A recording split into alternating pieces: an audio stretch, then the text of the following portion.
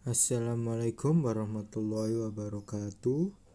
Saya Gilang Sejarah akan menceritakan tentang mengenal Pierre Tendean, perwira TNI yang dibunuh Partai Komunis Indonesia karena disangka Jenderal Abdul Haris Nasution.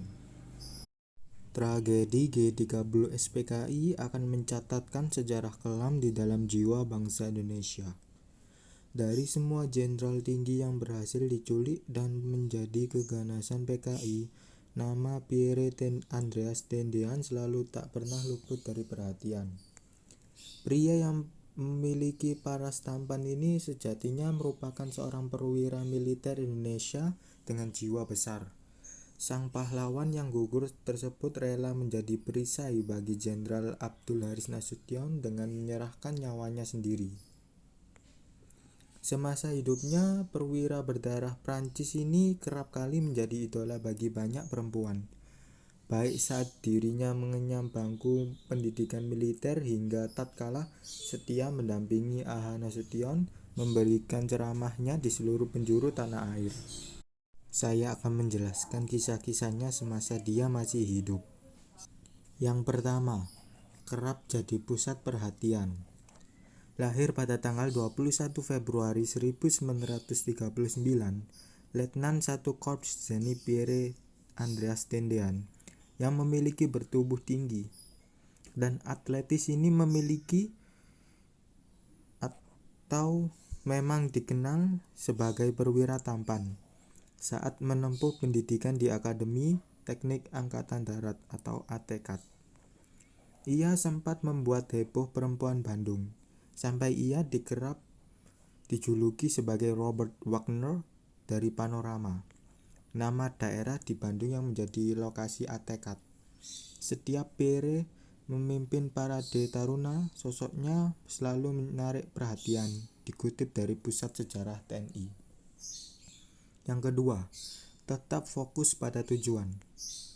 Meski banyak digandrungi oleh banyak perempuan, Pierre diungkapkan oleh sang adik Rusdiawati dalam buku Kunang-Kunang Kebenaran di Langit Malam, tetap fokus pada tujuannya untuk menjadi sosok prajurit yang tangguh tatkala bersekolah di ATKAD. Pierre terlihat lebih serius menekuni pendidikannya sebagai prajurit dibandingkan jalan-jalan dengan perempuan yang mengaguminya kala itu. Pendidikan di ATKAD tak lain menitik beratkan pada bidang konstruksi dan teknik sipil selain di bidang kemiliteran. Pierre menghabiskan waktu 4 tahun untuk menimba ilmu di ATKAD. Yang ketiga, karir militer. Menjadi seorang tentara merupakan jalan hidup yang dipilih Pierre. Meski sang ayah Dr. Al Tendean merupakan seorang dokter, namun ia enggan untuk mengikuti jejak karir sang ayah tercinta. Operasi penumpasan pemberontakan di Sumatera menjadi pengalaman tempur pertama bagi pria yang memiliki kulit putih bersih tersebut. Saat itu, Pierre masih menjadi kopral taruna yang diberikan kesempatan untuk magang dan merasakan medan tempur sesungguhnya. Usai menyandang pangkat Letnan 2 pada Batalion Zenit Tempur 2 atau Kodam 2 di Medan, ia mendapatkan mandat untuk menyusup ke Singapura dan Johor sebagai intelijen dan mengumpulkan data. Dengan posturnya yang tegap, imigrasi tak curiga dan menganggapnya sebagai seorang turis. Yang keempat, menjadi perisai Jenderal Abdul Haris Nasution. Namun, nahas nasib tragis harus dialaminya saat tragedi 1965 melanda tanah air. Baru 6 bulan bertugas sebagai ajudan Jenderal Nasution, ia harus menantang sekelompok tentara Cakrawirawa di kediaman Jenderal Nasution. "Siapa di sana? Letakkan senjata," bentak para penculik sembari menodongkan senjata. "Saya Nasution," ucapnya tak gentar kepada para penculik. Sementara itu, Jenderal Nasution dapat menyelamatkan diri dengan cara melompat tembok kedutaan besar Irak yang berada di sebelah kediamannya. Pierre pun segera diikat dan dibawa ke Lubang Buaya, Jakarta Timur. Jenazah Pierre yang ditembak hingga 4 kali tersebut dilempar paling akhir ke sumur tua tersebut. Ironisnya, Pierre saat itu sebenarnya telah turun piket. Dia berencana kembali ke Semarang untuk merayakan ulang tahun sang ibunda yang jatuh pada 30 September, tanggal 30 sore hari. Ia berencana untuk pulang namun dicegah oleh keluarga Nasution. Yang kelima, kisah asmara yang memilukan. Sebelumnya, Pierre diketahui telah menjalin hubungan dengan seorang perempuan cantik bernama Rukmini. Hubungan yang dijalani Pierre dan Rukmini tidaklah mudah.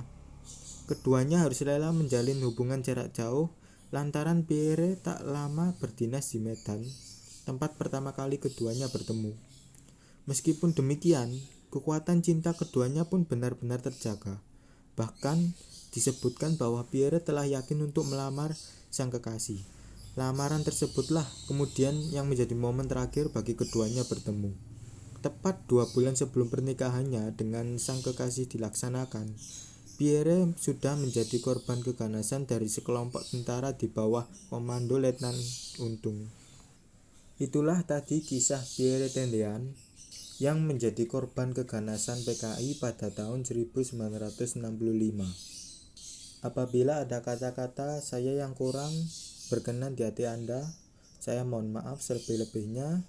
Terima kasih yang sudah mensupport saya dan terima kasih yang sudah mensubscribe channel saya. Saya akhiri. Wassalamualaikum warahmatullahi wabarakatuh.